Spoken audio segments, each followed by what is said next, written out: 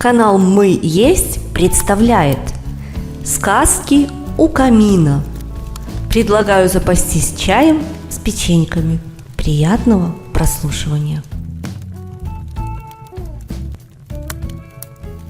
Татьяна Веретинская.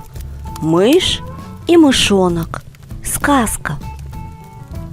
Жила в одном городе семья. 2 взрослых и девочка. Правда, родители частенько отправлялись путешествовать по морям, океанам на своей небольшой яхте. Такая у них была работа. Зато, когда они возвращались, по вечерам с семьей собирались все вместе. В комнату из кухни проникал сладкий аромат яблочного пирога с ванилью.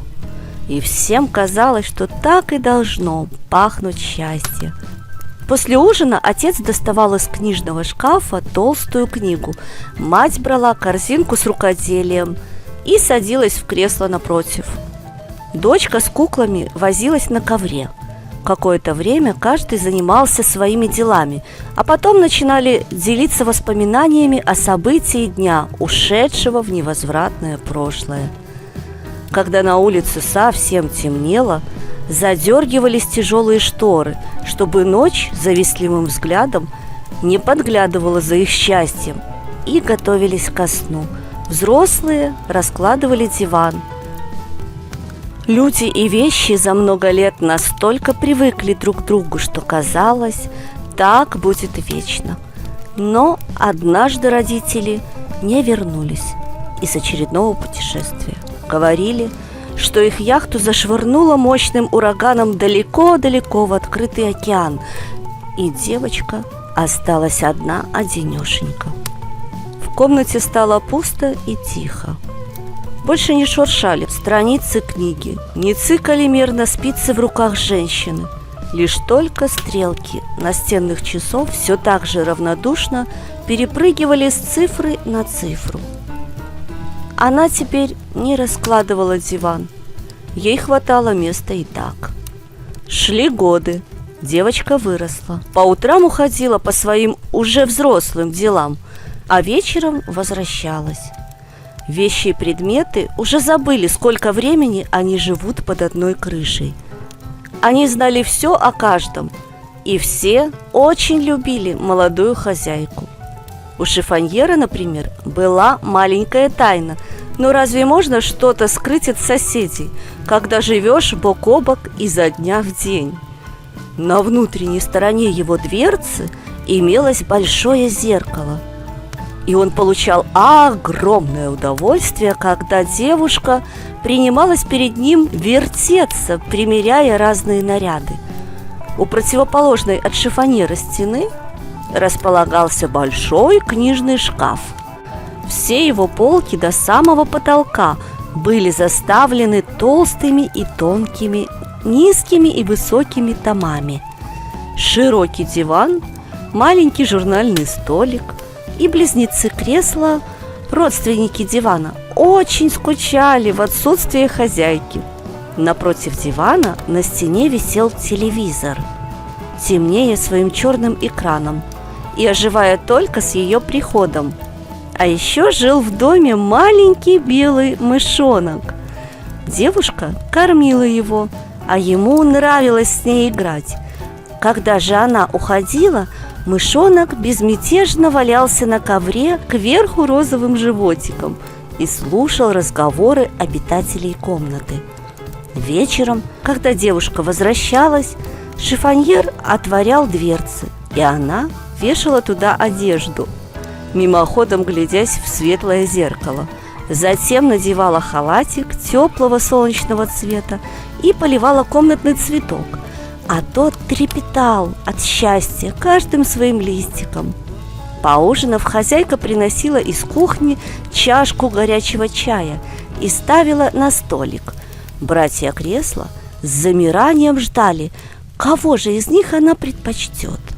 Сегодня девушка садилась в одно, другое пустующее кресло завидовала двойняшке. Да, но только совсем чуть-чуть. На столе стояла хрустальная вазочка с лакомствами, и когда хозяйка брала печенье, или конфету. В эту минуту вазочка вся светилась, сияя больше обычного. Мышонок забирался к хозяйке на колени и просил кусочек чего-нибудь. И девушка никогда не жадничала. Иногда хозяйка подходила к книжному шкафу, и тот с радостью предлагал ей свои сокровища. Она выбирала книгу и садилась читать. Старый шифоньер с высоты своего роста умилялся этой сцене. Диван терпеливо ожидал своей очереди, когда хозяйка переоденется в пижаму и доверит ему свой сон. Но вот как-то раз вместе с хозяйкой вошли в дом двое мужчин и внесли какие-то коробки. Шкаф спросил у дивана: «Что это может быть? Как ты думаешь?» Диван, переминаясь на месте всеми 4 ножками, ответил: «Не представляю. Может, шифоньер знает? Он же у нас самый главный». «Нет, давай лучше спросим у книжного шкафа. Он у нас самый умный, столько книг проглотил, прямо набит знаниями». Двое незнакомцев тем временем, быстро орудуя инструментами, собрали странного вида стол и новое диковинное кресло. Стол скромненько приткнулся в уголке. Видно, неуверенно чувствовал себя в незнакомой обстановке. Высокое кресло горделиво поглядывало на местных аборигенов. Затем люди достали маленькую, похожую на телевизор штуковину, поставили ее на новый, причудливой формы стол, и никто даже не заметил, откуда взялась еще одна черная длиннохвостая штучка, которую почему-то называли мышью. Вот тогда-то в комнате и прозвучало впервые слово «компьютер». Когда экран этого самого, компьютера засветился, чужаки ушли. И сразу же все обитатели комнаты несколько насторожились. Но никто из них и не предполагал, чем все это обернется. На следующий день были принесены 2 книжки. Весь вечер слышалось шуршание их страниц. Потом, глубоко вздохнув, хозяйка поставила новые книги на полку книжного шкафа. Хочешь не хочешь, пришлось шкафу проштудировать их от корки до корки. Теперь, возвращаясь домой, девушка первым делом направлялась к компьютеру. И как не распахивал шифоньер дверцы, призывно поскрипывая и посверкивая зеркалом, все напрасно. Его милая девушка швыряла одежду в кресло, быстро натягивала халат, брала печенье из вазочки, даже не замечая, как та приветливо искрилась, и, плюхнувшись в новое вертлявое кресло, допоздна просиживала у этого, будь он не ладен, компьютера, упершись взглядом в его светящийся экран. Но самое страшное заключалось в том, что черная мышь была не простая, а волшебная, и такую власть над бедной девушкой заимела, что обитателям комнаты стало аж не по себе. Мышь брала девушку за руку и уводила в другие неведомые миры.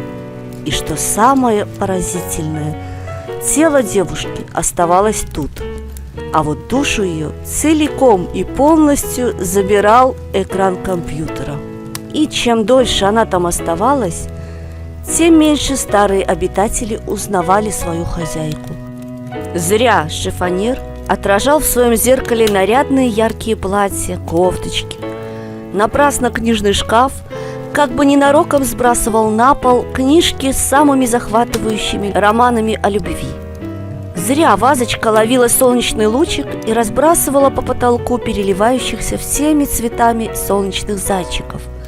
Братья Кресла напрасно ждали свою нежную хозяйку. Она ничего этого не замечала. Коварная мышь, окончательно завладев ее волей, не хотела девушку отпускать. И вот одним пасмурным днем, когда хозяйка ушла, шифоньер воскликнул: Так дальше продолжаться не может. Надо срочно что-то предпринимать. Что же это такое?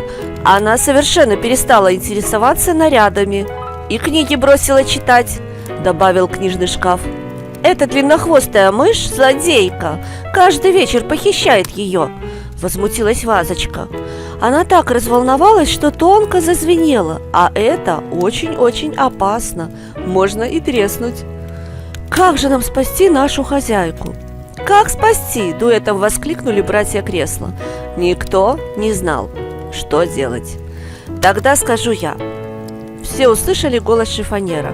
Мне сверху хорошо видно, что компьютер при помощи шнура соединен с розеткой. Пусть мышонок перекусит шнур, и экран погаснет. Навсегда.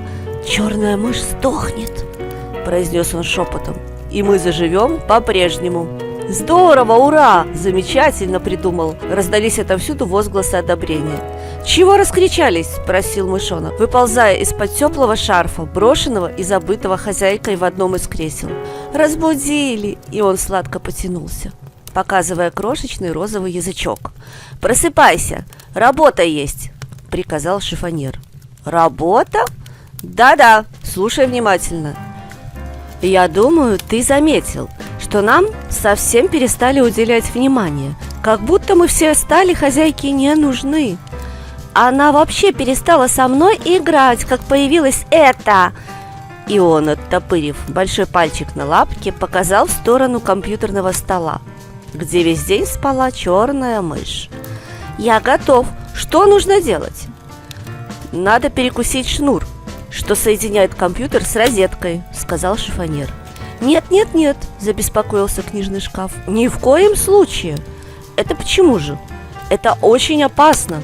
Но я знаю из тех книжек, что она недавно принесла, какой можно перекусить, чтобы экран погас навсегда. И какой же? Нетерпеливо пропищал мышонок. А тот, что идет от блока к монитору. Чего? Мышонок удивленно посмотрел на шкаф. Казалось, бусинки его глаз сейчас выкатятся из орбит и запрыгают по паркету. Слушай, надо перегрызть кабель, что идет от системного блока к монитору. Я не понимаю, я не справлюсь. Запутаюсь, там столько проводов, заныл малыш. Не бойся, подбадривал его шкаф. Я буду тебе подсказывать. Ну, тогда ладно. Подойди к серой коробке, что всегда шумит, когда приходит хозяйка. Вот этот провод и перекуси. Понятно, это мне не составит большого труда. Я мигом. Да еще и мыши хвост отгрызу, пока она спит.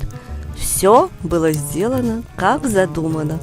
Вечером пришла девушка и сразу к компьютеру, а экран не светится. Мышь не подает признаков жизни. Все обитатели молча переглядываются, торжествуя в душе. А хозяйка меж тем достала из сумочки телефон и набрала номер. «Максим, привет! Ты знаешь, у меня комп полетел. Не знаю, что делать». Неизвестный Максим что-то ответил. «Хорошо, приезжай». От дальнейшего обитатели комнаты просто пришли в восторг. Девушка подскочила, замурлыкала песенку, открыла шифоньер, пересмотрела все наряды, сняв с плечиков веселенькое платьице, надела, повертевшись у зеркала, сняла, надела другое и, напевая, побежала в кухню. Через какое-то время к ним проник аромат, так давно не посещавший эту комнату. Когда хозяйка на блюде внесла пирог и поставила на журнальный столик, в ту же минуту раздался звонок. Девушка кинулась к двери. Вдруг вспомнила, что не сняла фартук, стащила, бросила в шифоньер, посмотрела в зеркало и только тогда открыла дверь. На пороге стоял молодой высокий паренек с букетом белых роз. Он протянул ей цветы, она поцеловала его. Потом гость нежно обнял девушку, и они долго так стояли. А после пили чай с яблочным пирогом, разговаривали и весело смеялись. «Вот оно, счастье! Я снова нужен!» – ликовал диван, вновь ощущая былую силу и упругость железных пружин. Шифоньер с зеркалом подмигнул шкафу, и братья Кресла довольно скрипнули. Теперь ни одно из них не будет больше пустовать. Мышонок поднял большой пальчик. «Порядок!» Вскоре юноша нашел поврежденный шнур, устранил повреждения и замотал шнур изолентой. Экран засветился.